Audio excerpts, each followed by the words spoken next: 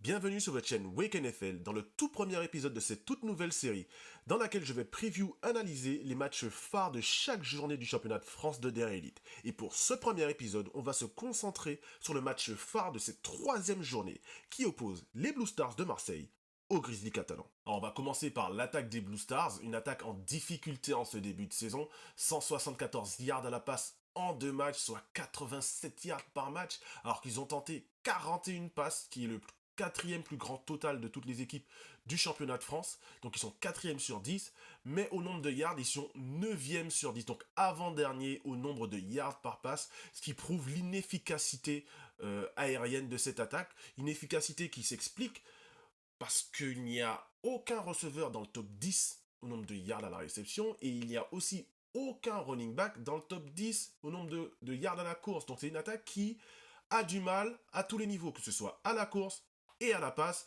Donc c'est vrai que pour une équipe qui a des ambitions de playoff cette saison, on attend beaucoup mieux que ça pour l'instant. Alors, ils ont quand même réussi à marquer 39 points en deux matchs, qui fait une moyenne de 19,5 points, mais ça aussi, il faut le remettre dans le contexte. Sur les 39 points marqués dans ces deux matchs, 27 l'ont été contre les Argonautes. Alors, sans manquer de respect aux Argonautes, c'est l'une des plus mauvaises équipes du championnat, et c'est une équipe qui va lutter pour ne pas finir dernier de la conférence sud. Donc, ils ont marqué 27 points contre cette équipe, et que 12 points, donc, face à l'Iron Mask de Cannes, qui, par contre, est l'une des meilleures équipes de la conférence sud et qui a des ambitions de titre de champion de France à la fin de la saison. Par contre, la défense, c'est tout autre chose. La défense de Marseille, elle est plus que solide. Elle compte en son rang 2 des 5 meilleurs plaqueurs du championnat. Et ces deux joueurs, ce sont ses apports américains. Jamal Williams, troisième meilleur plaqueur du championnat avec 14 plaquages au total.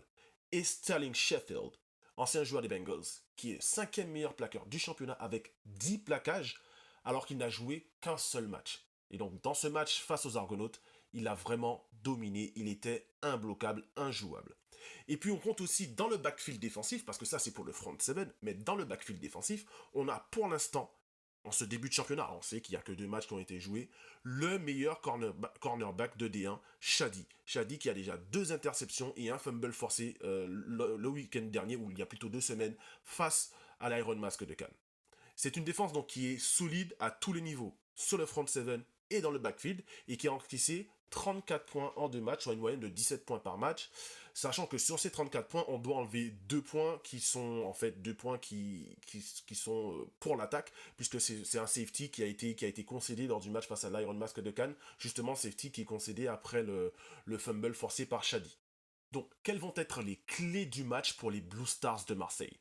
Déjà, dans un premier temps, il faut adapter le système aux qualités du quarterback Adrien Linda. C'est un joueur mobile, donc il faut des jeux avec une lecture rapide, une, deux, sinon, si les 2 premières lectures ne sont pas ouvertes, eh ben, il court.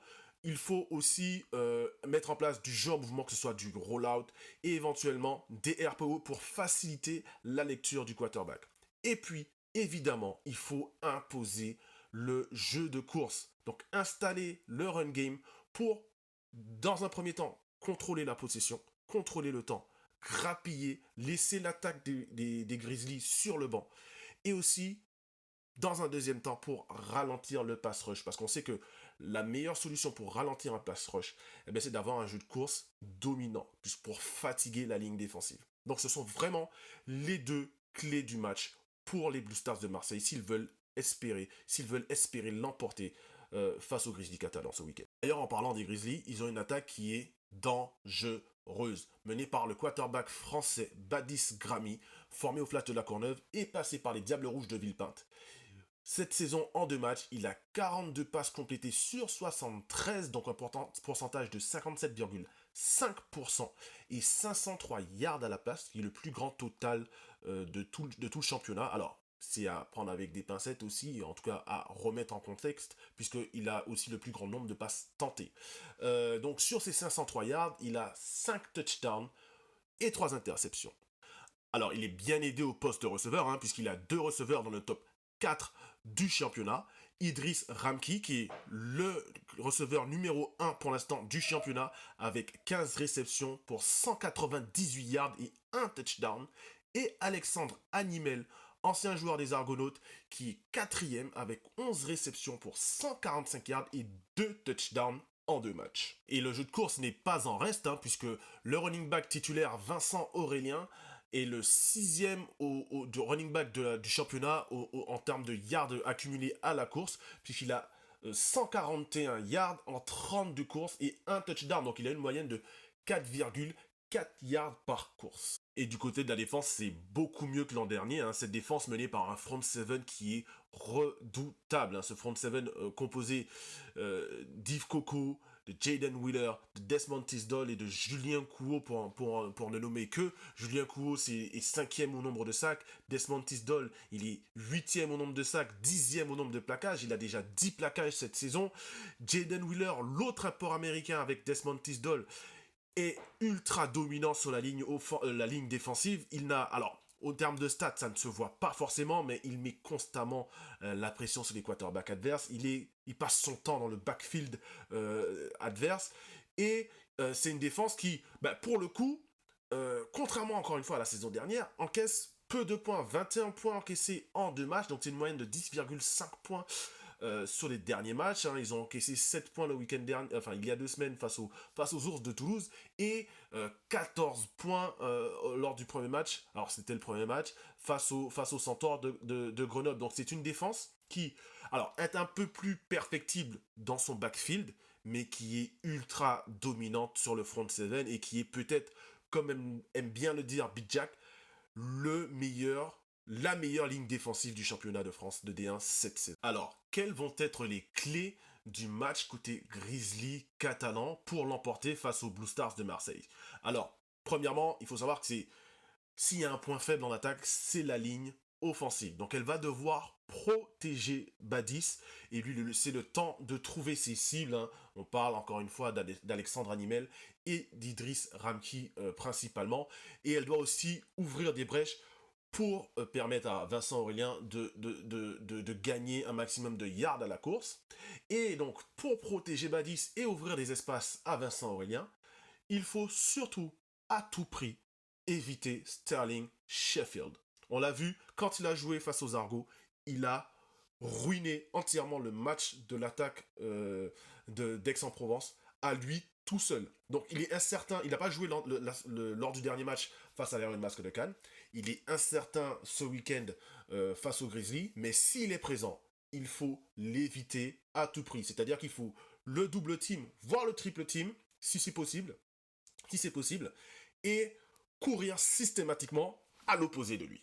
Ok, ne jamais courir là où se trouve Sterling Sheffield, courir à l'opposé. D'accord? Et autre chose, et dernier élément, et dernière clé du match côté Grizzly catalan, il faut protéger le ballon. Sur les 2 premiers matchs, Badis a déjà 3 interceptions. Sachant qu'il joue face à une défense qui est opportuniste, qui sait aussi prendre le ballon dans les mains de l'adversaire, des mains de l'adversaire.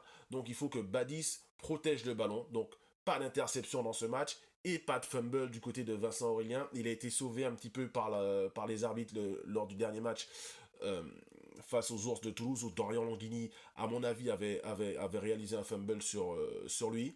Mais voilà, ce sont vraiment des choses, l'une des clés de ce match, donc protéger le ballon pour permettre donc aux Grizzlies catalans de s'exprimer offensivement. Et ça me fait penser à une chose qui n'est pas mentionnée, mais il est aussi important que l'attaque des Grizzlies convertisse en red zone. Pour l'instant, ils ont gagné quasiment plus de 600 ou environ 650 yards au total sur les 2 matchs, mais ils n'ont marqué que 38 points. Donc le nombre de yards gagnés ne correspond pas ou n'est pas en accord avec le nombre de points marqués. Notamment face aux Ours de Toulouse, il y a énormément de yards qui sont gagnés, mais il n'y a que 14 points qui sont marqués. Donc ça veut dire que offensivement, ils n'arrivent pas à conclure les drives. Donc il va falloir que cette attaque soit plus efficace dans la zone de terrain adverse, donc, et notamment en red zone, pour convertir les yards en points. Donc voilà, c'est tout pour la preview de ce match entre les Grizzlies catalans et les Blue Stars de Marseille. Dites-moi en commentaire ce que vous en pensez. Quel est votre pronostic pour ce match phare du championnat de France de D1? D'ailleurs, je vais vous donner le mien. Pour moi, Les Grizzlies catalans devraient l'emporter face aux Blue Stars de Marseille. Je prévois un écart qui peut varier entre 7 et 10 points. Donc voilà, je vois là mon pronostic. Les Grizzlies catalans par environ 10 points d'écart. Donc laissez un commentaire et à vous abonner. En attendant, prenez soin de vous.